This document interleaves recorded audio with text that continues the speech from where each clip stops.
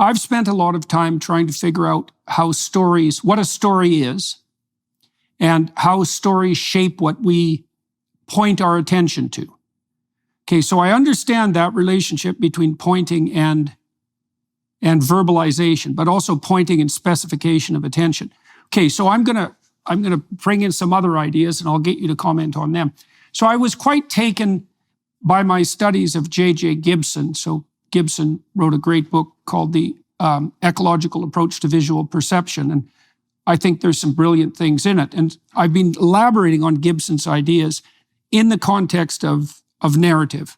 And I guess narrative is relevant to the idea of sharing, because a lot of what we share are stories. And I think stories are pointers to value. That's a way of thinking about it. So let me lay out a phenomenological world for you and tell me what you think about this. So imagine you specify a point with your aim. Okay, so now you're determining a destination. This is what bees do when they communicate about where the pollen and the nectar is in flowers. They specify a treasure house of value. Okay, so that's the point, that's the destination.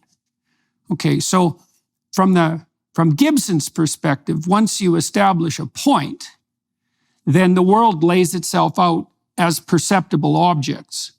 And some of those are tools. They're all what he called affordances.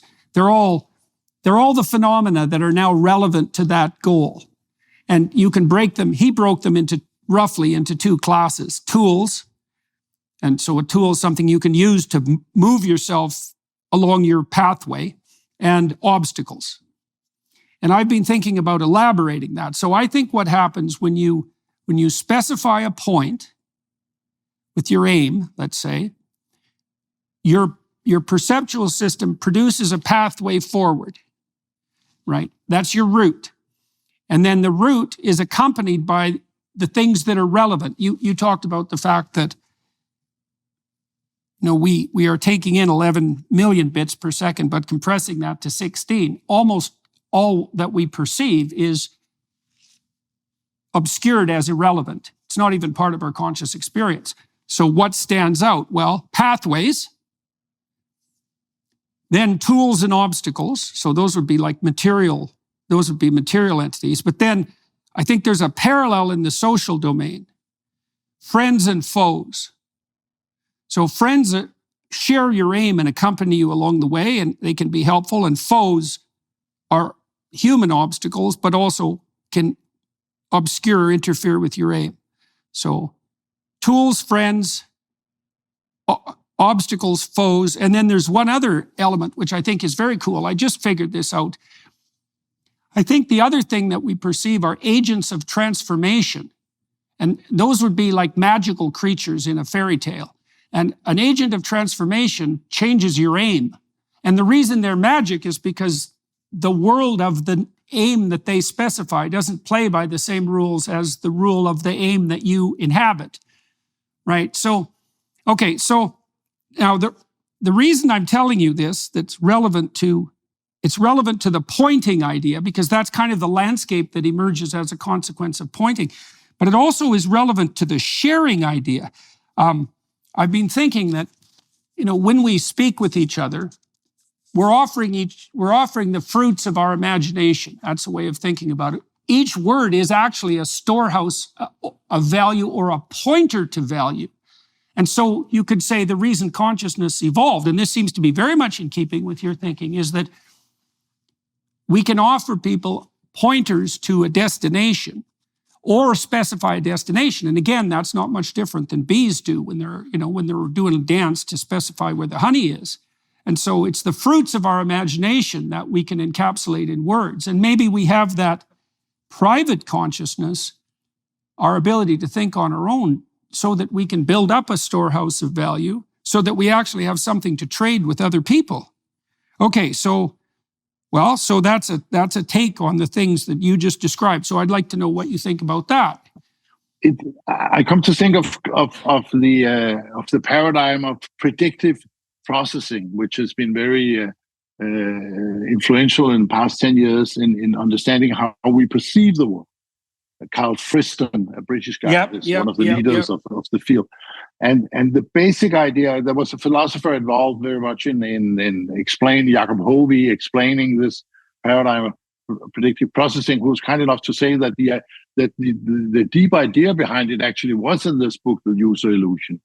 Oh, that's cool. That's cool. It's nice of him to say so. Yeah. But the point is that what User Illusion tries to say is that first we take in information, and then we create a sort of a simulation of what that information is, and then only then do we experience. We don't experience the take in. We experience our own retelling of what we take in. And predictive processing paradigm is basically saying that all we experience when we go about our stuff in the world is our predictions of what will happen next. What will this guy do? What will this monkey do? Will there be a fault in the terrain when I walk there?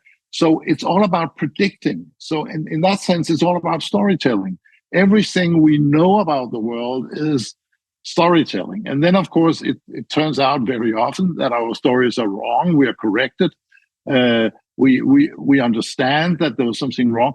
And so we correct our storytelling. We make it more and more qualified. And and when we get to know people, we have a better ability to know what to expect from them and so on.